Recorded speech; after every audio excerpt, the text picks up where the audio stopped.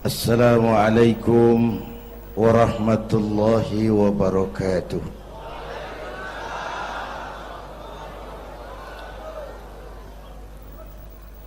Alhamdulillahilladzi asra bi'abdihi laylan minal masjidil haram ilal masjidil aqsa. Wassalatu wassalamu ala Sayyidina Muhammadin wa ala alihi wa ashabihi ahli sidqi wa tuqa, amma ba'du. Para ulama, para habaib yang saya muliakan, wabil khusus Fadilatul Mukarram Sahibul Bait Kiai Haji Uci Turtusi, yang terhormat Bapak Wali Kota Tangerang Bapak Haji Wahidin Halim, hadirin hadirat ma'asyiral muslimin yang saya cintai.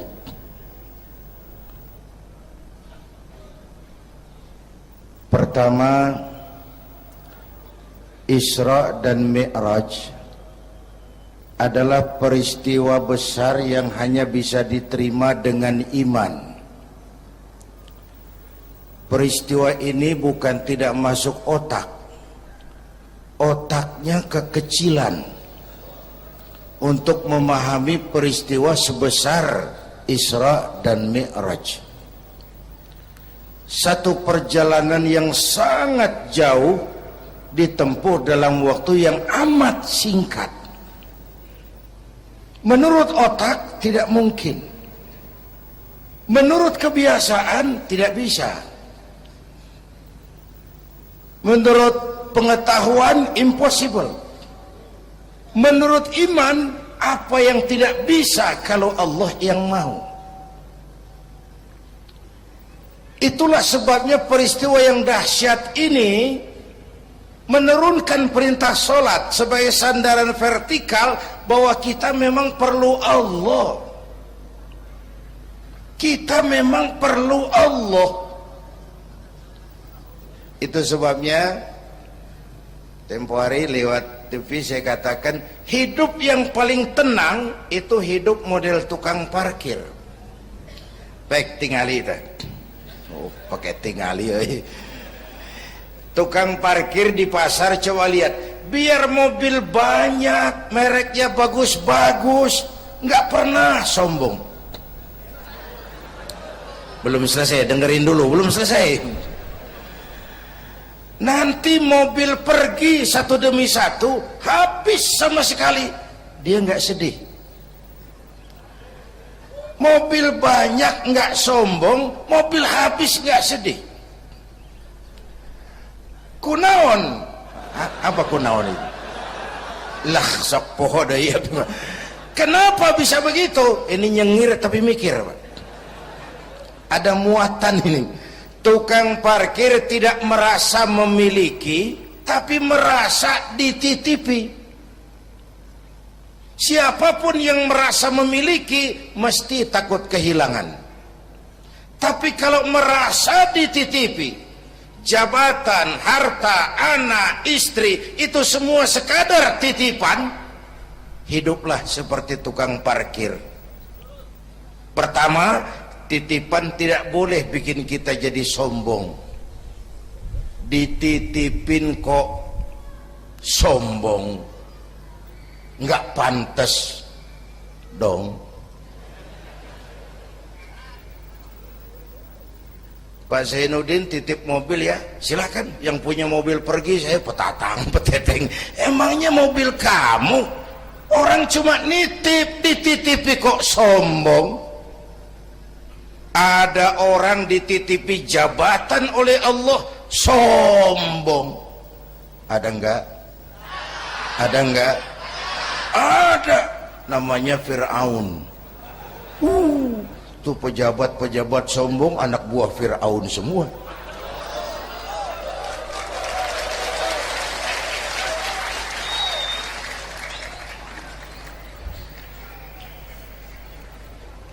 Ada orang dititipi harta oleh Allah jadi orang kaya, sombong, mentang-mentang kaya sama tetangga nggak mau kenal, mentang-mentang kaya orang lain kecil semua, mentang-mentang kaya jalan nggak nginjak tanah.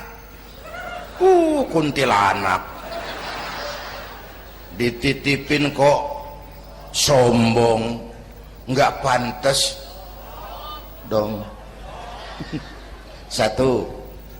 Yang kedua, titipan harus dijaga baik-baik. Kalau tidak dijaga bisa rusak. Kalau rusak, yang nitip marah. Yang nitip marah. Pak, saya mau ngaji, titip sepeda motor. Silahkan.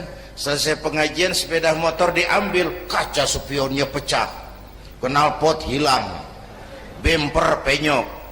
Marah nggak? Saya kan nitip, kenapa nggak dijaga? Apa bedanya? Allah nitip anak 3 orang di rumah kita, nggak dijaga. Yang satu mabuk, yang satu judi, yang satu ngerampok. Yang nitip marah. Allah nitip harta kepada kita jadi orang kaya supaya bantu pesantren, bangun rumah sakit, bantu yatim, tolong yang lemah, bela yang perlu. Pelitnya 17 setan. Yang nitip marah. Sudah nggak pakai dong. Sekarang yang makro. Allah titip Indonesia. Hai rakyat, ini Indonesia, aku titip, kata Allah. Ini titipan mahal karena ditebus dengan keringat, air mata, darah dan nyawa. Aku titip Indonesia. Ini negara besar, buminya subur, di bawah perut buminya ada gas, minyak, batu bara. Kekayaan negeri ini dikuasai oleh negara, tapi harus digunakan bagi sebesar-besar kemakmuran rakyat. Itu amanat. Disalahgunakan, dikorupsi. Yang nitip ini kan musim din-din ini lagi nggak enak bulan-bulan ini nih. Nazarudin, Syarifudin, yang ceramah Zainuddin lagi ini.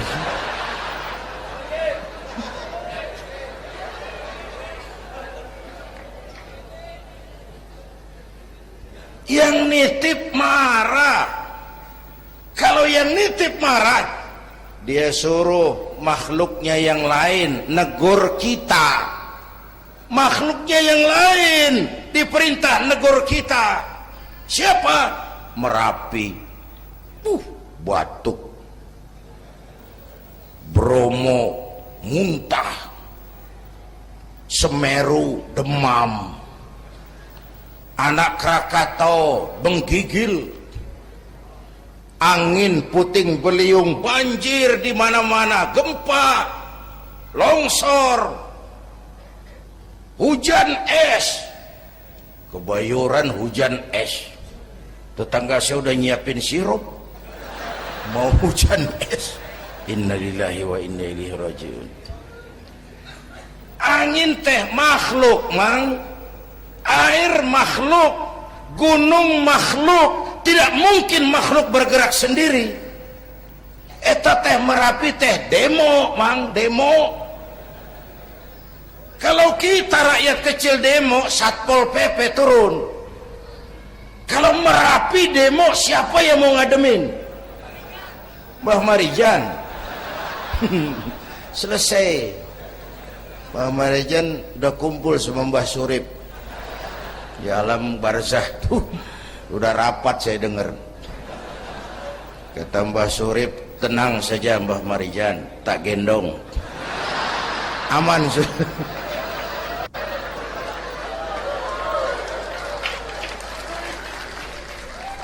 Apa artinya ini? Kita perlu Allah. Kita perlu Allah. 100 tahun kita bangun, selesai oleh gempa 5 menit. Itu Jepang negara maju, dihantam gempa, lumpuh 9,2 Richter, belum selesai tsunami, gelombang laut 10 meter naik ke darat, masih belum selesai, reaktor nuklir bocor, radioaktif gentayangan merenggut nyawa, terutama yang di Daiichi dan Fukushima. Fukushima tahu kan? Itu dari Cikupa ke kanan, ya dekat-dekat situlah.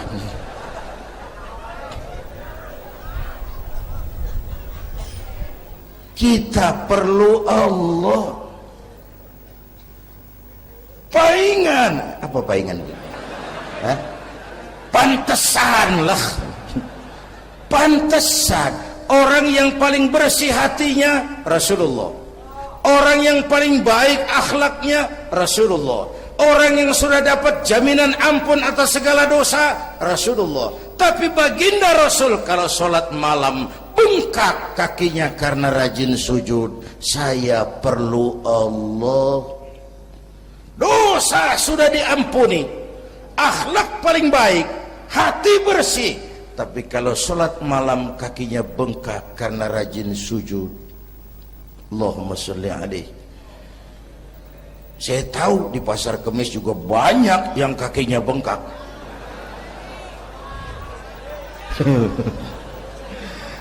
Kita perlu Allah. Itulah sebabnya dengan Isra Mi'raj turun perintah sholat agar kita punya senderan. Saya senderan ke tiang, tiangnya roboh, saya jatuh. Saya senderan ke tembok, temboknya ambruk, saya jatuh. Saya senderan sama orang kaya, dia jatuh miskin, saya selesai. Saya senderan sama jenderal, dia pensiun, saya selesai. Tapi kalau saya senderan kepada Allah, Allah tidak akan pernah miskin, tidak akan pernah berkurang kekuasaannya, tidak akan pernah lumpuh, dan seterusnya. Karena itu memperingati Isra Mi'raj, ayo dengan semangat memantapkan keimanan. Ini zaman entertain, orang pada pinter bikin bungkusan. Hati-hati sekarang banyak minyak babi cap unta. Sekarang ini kiai sama dukun tipis bedanya. Tuh kalau muncul di TV kadang-kadang kita bingung, kiai apa dukun sih? Pemburu hantu pakai sorban, ntar kiai gue suruh pakai helm. Atribut aja udah kacau sekarang. Ini zaman entertain, orang pandai bikin bungkusan. Maka kembali kepada ajaran agama, kita harus disiplin. Semua konsep agama muaranya disiplin. Syahadat apa? Disiplin akidah. Saya bersaksi tidak Tuhan selain Allah. Kalau begitu, saya tidak akan menyembah kecuali hanya kepada Allah. Saya tidak akan menyekutukannya dengan sesuatu pun. Lalu saya bersaksi Nabi Muhammad utusan Allah. Kemudian Nabi terakhir. Lalu tidak ada Nabi sesudah beliau. Harga mati, titik. Disiplin. Berapa kali kita sudah dibohongi Nabi pandemi palsu? Mulai dari Ahmad Musodik, ya, pelatih badminton jadi Nabi. Innalillahi wa inna ilaihi raji'un. Dapat wahyu di Bogor. Padahal di Bogor biasanya orang dapat talas itu. Dapat wahyu. Ditangkap polisi 4 tahun dihukum.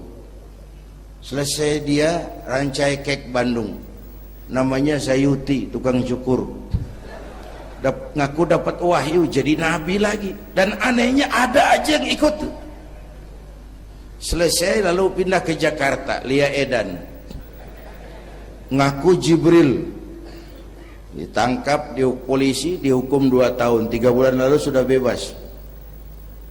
Ditangkap, paling hebat polisi kita itu bukan cuma teroris, Jibril. Di mana di dunia ada polisi nangkap Jibril kalau bukan?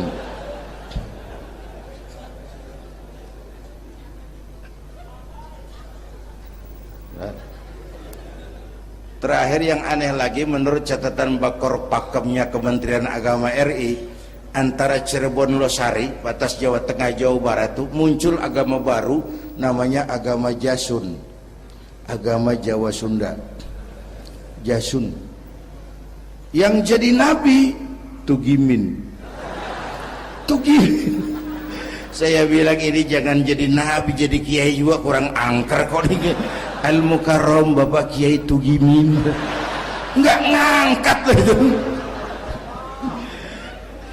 Yang gak enak selawatnya. Kalau kita kan nikmat tuh tadi, ya Habibi ya Muhammad, asyik rasanya itu. Coba ganti sama yang tadi, enggak serem Pak. Ya Habibi ya Tugimin, enggak enak tuh, enggak enak. Saudara-saudara, di Isra Mi'raj ada potret. Ketika di Masjidil Aqsa, malaikat Jibril datang nemui baginda Nabi, bawa 2 gelas minuman, arak, susu. Ya Muhammad, pilih, ambil, minum. Mantap, tidak ragu-ragu, Nabi mengambil gelas yang isinya air susu. Dengan bismillah beliau minum. Selesai minum, kata malaikat Jibril, saddaqta ya Muhammad, laqad asabtal haq. Kau benar Muhammad, pilihanmu tepat. Emangnya kenapa Jibril? Kalau arak yang kamu pilih, kamu ambil, kamu minum, habis umatmu jadi pemabuk semua. Ini potret Pak. Itu yang tiap hari kita hadapi, yaitu arak, susu, benar, salah, hak, batil, ma'ruf, munkar, halal, haram. Hati-hati, jangan salah pilih, karena ini zaman entertain. Banyak minyak babi cap onta. Kalau minyak onta cap babi itu masih halal.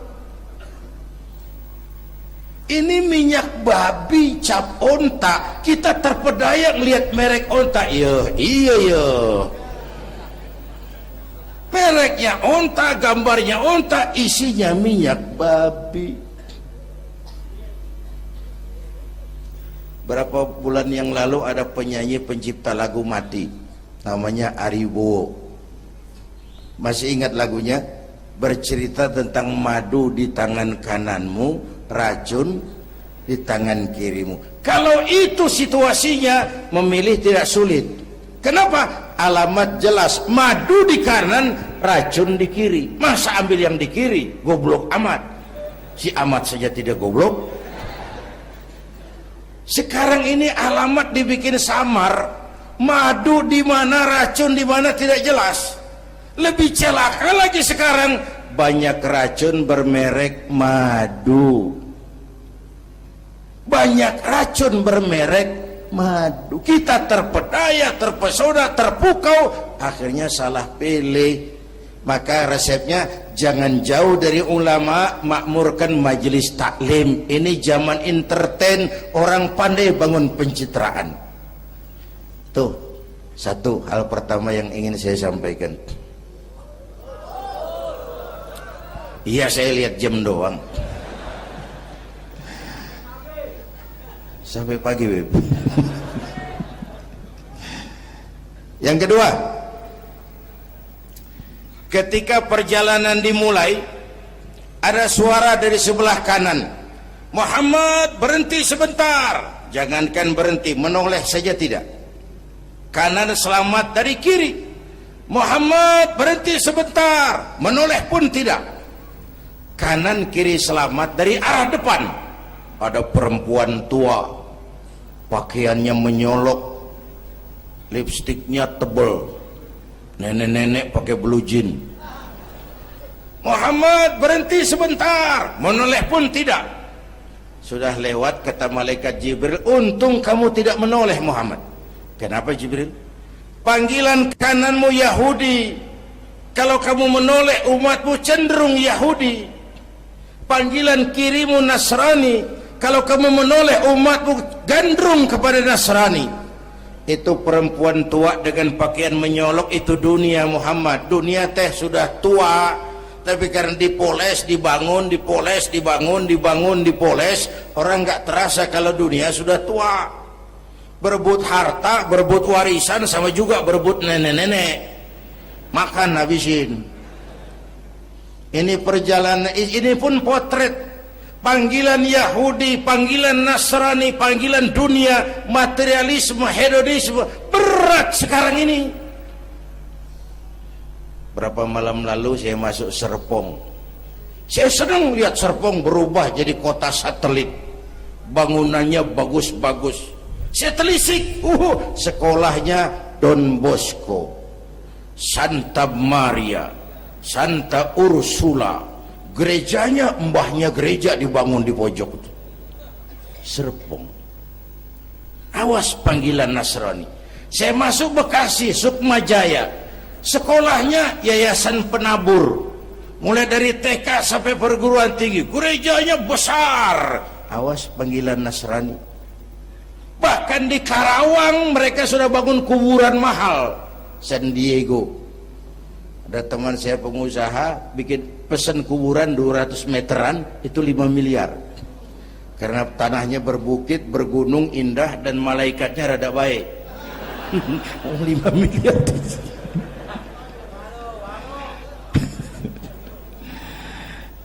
Panggilan Yahudi, siapa membantah?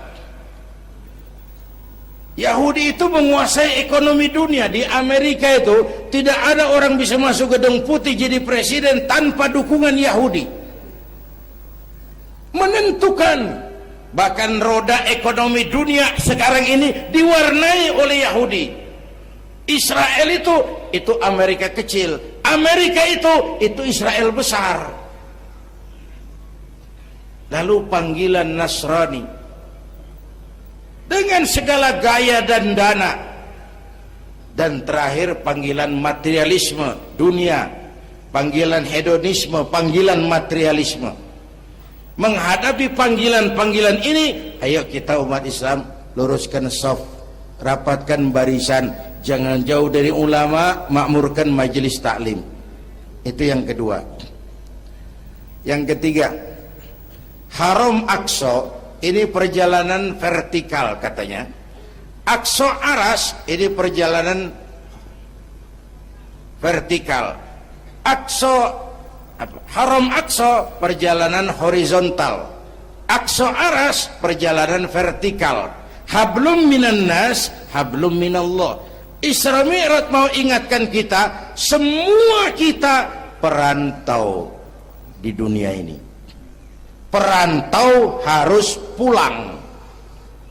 Orang yang selesai merantau di dunia disebut telah pulang ke rahmatullah.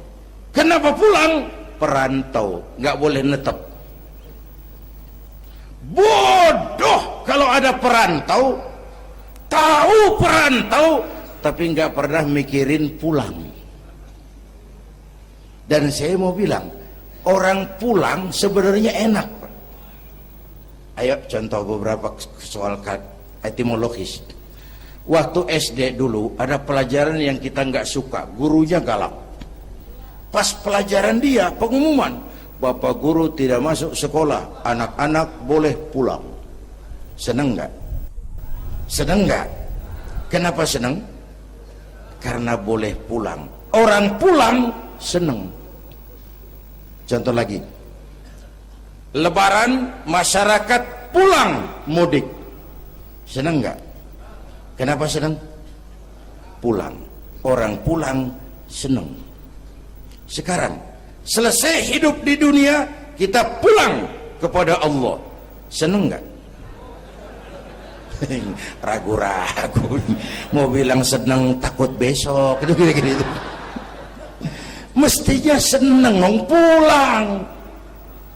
Apa yang bikin pulang yang satu itu kok berat? Kelihatannya dua. Pertama, kita ini sering mencintai sesuatu berlebihan, berakar di hati. Datang saat pulang tidak siap menghadapi perpisahan. Ada yang bergantung di sini, pulang jadi berat. Kalau cinta Allah sepenuhnya, cinta alam seperlunya, pulang enak. Yang kedua, bekal nggak cukup, sengsara di jalan, pulang jadi berat. Nggak punya bekal kok pulang, itu nekat. Belum sempet sholat modar, kok berani amat nggak punya bekal pulang. Kalau bekal cukup, pulang itu menyenangkan. Karena apa? Itu satu keharusan. Iya, kalau umat-umat terdahulu umurnya relatif panjang. Kalau kita ini mencontoh baginda Rasul, beliau wafat umur 63 itu standar. Kalau mencontoh Nabi, jatah kita 63. Kalau malam ini kita sudah 50 tahun, tinggal 13. Waspada. Kalau malam ini kita sudah 62 tahun 11 bulan, udah jangan pakai pantangan, apa aja makanlah Pak, sebulan lagi tuh. Sebulan lagi, syukur-syukur dapat bonus. Dan saya bilang mati itu tidak pakai abjad. Kalau pakai abjad bisa nunggu, mati bang ngacak. Kadang-kadang kakeknya segar bugar, cucunya baik.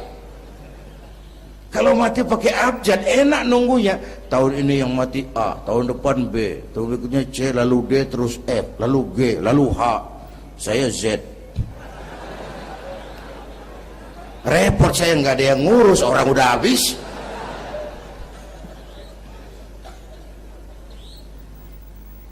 Bapak Ibu hadirin, malah aneh. Jam 6 pagi sopirnya mati. Jam 10 siang, 4 jam kemudian Mbah Suripnya yang mati. Sebelum mati dia pesan sama teman saya W.S. Rendra, Mas, saya kalau mati tolong dikubur di bengkel teater Depok. Monggo, dikubur sama Rendra. Belum seminggu Rendranya ngikut, mati. 1 bulan sebelum Rendra, lebih dahsyat lagi, Michael Jackson mati. The King of Pop, raja pop dunia, mati. Apalagi penyanyi keroncong, lebih mati lagi. Ada hidup sesudah mati, ada akhirat sesudah dunia. Semua kita perantau, dan perantau harus pulang. Bapak Ibu hadirin yang saya hormati, oleh karena itu, dengan semangat itu, ayo kita tingkatkan ibadah kepada Allah Subhanahu. Penutup, Isra Mi'raj itu filter.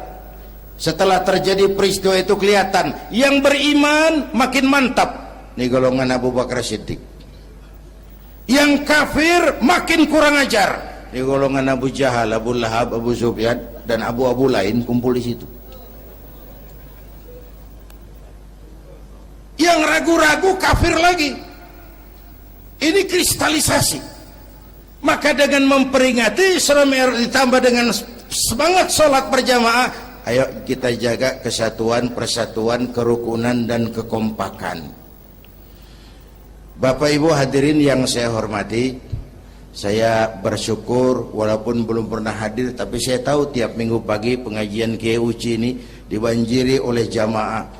Alhamdulillah, kita doakan beliau diberikan kekuatan dan pengajian jalan terus sampai kira-kira kiamat, kurang seminggu. Jangan sampai kiamat lah, ngeri. Saudara-saudara, itu yang kita perlukan sekarang.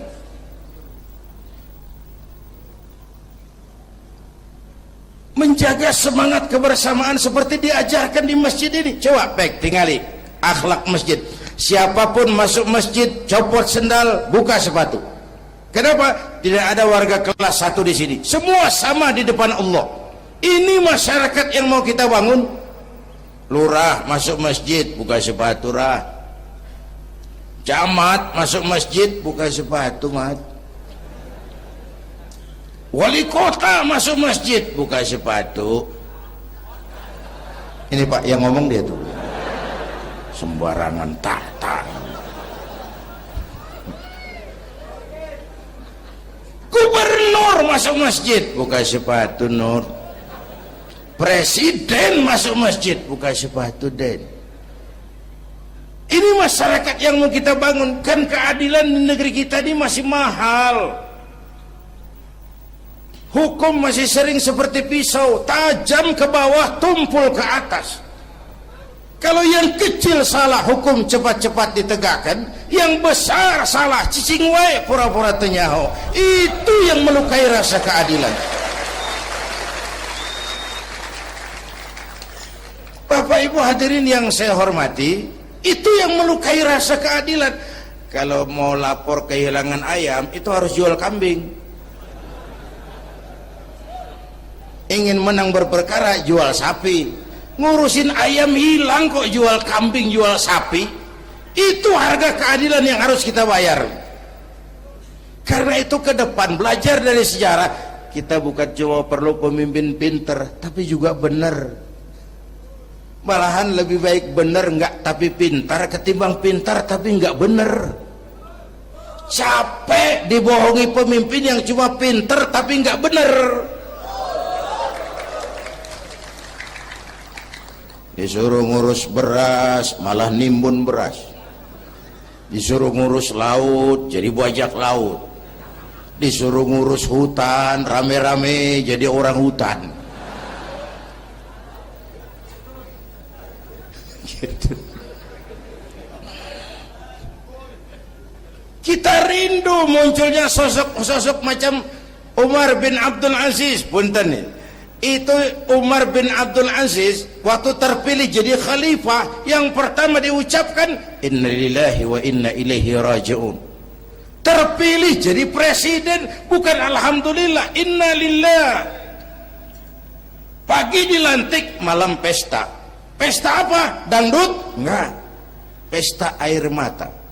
Di mana? Di mihrab dalam masjid, sujud sambil berlinang air mata. Istrinya tanya, "Bang?" "Iya sayang." "Oh, udah dengerin aja, orang improvisasi." "Iya sayang, abang kan sekarang jadi khalifah." "Kenapa nangis, Bang?"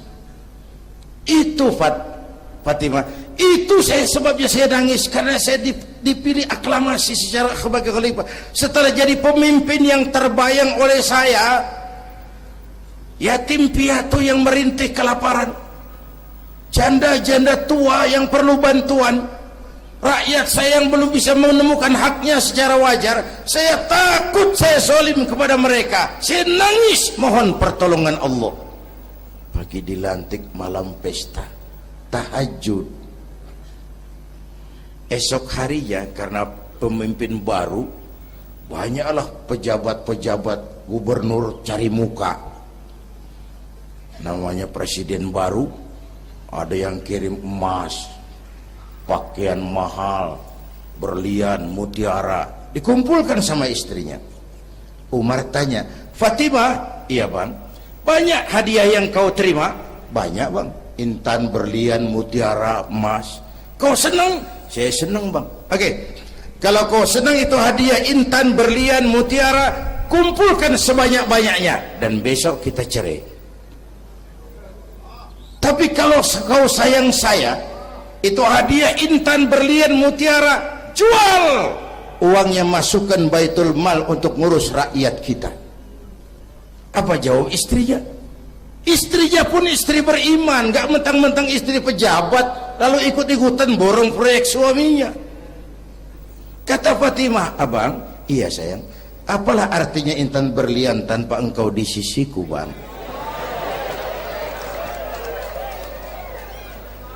Jual sajalah, jual untuk urus kepentingan rakyat. Yang nyata-nyata hadiah pribadi dijual ngurusi rakyat. Jangan yang sudah nyata-nyata milik rakyat masih disunatan.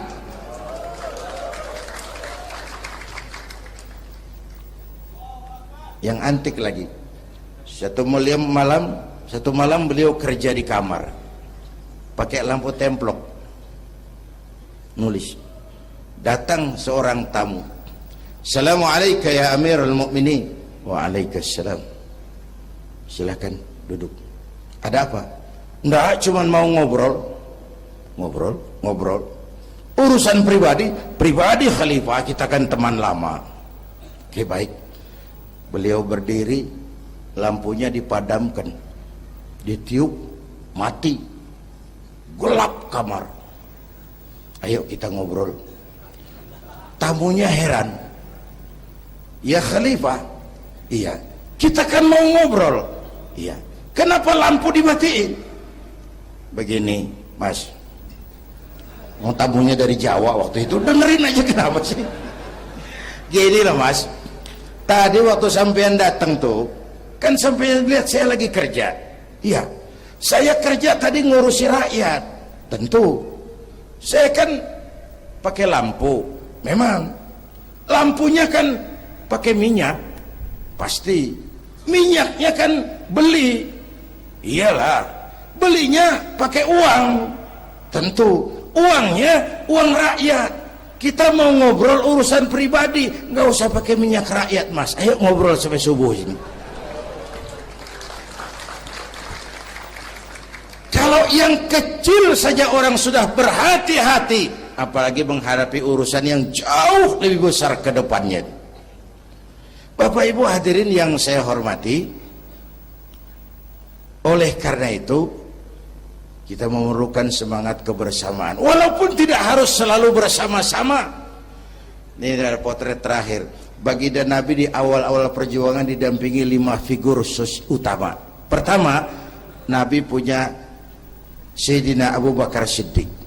Ini sahabat merangkap mertua, orang tua bijaksana, tempat Nabi tukar pikiran. Kampung itu enak kalau ada yang dituain. Yang kedua, beliau punya Umar bin Khattab, Al-Futuhat Al-Islamiyah, imam tapi jenderal, jenderal tapi imam, gagah, berani untuk Islam.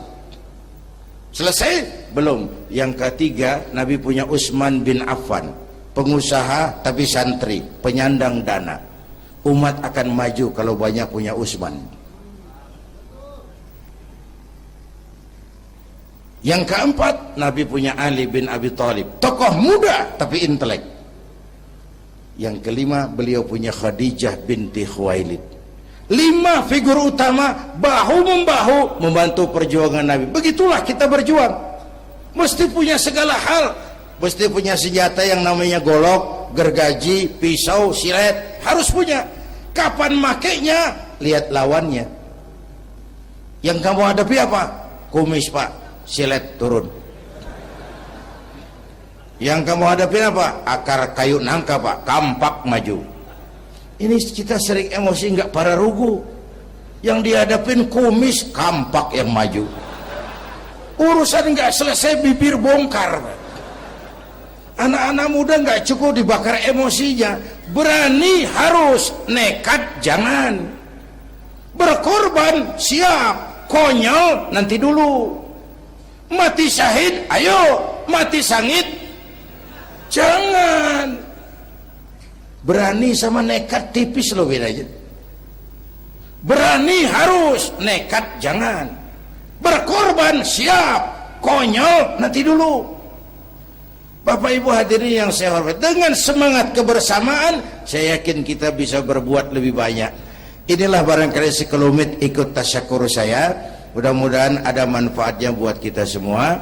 Lebih kurang mohon maaf. Usikum wa iyaya bitaqwallah. Aqulu qawli hadza wassalamu alaikum warahmatullahi wabarakatuh.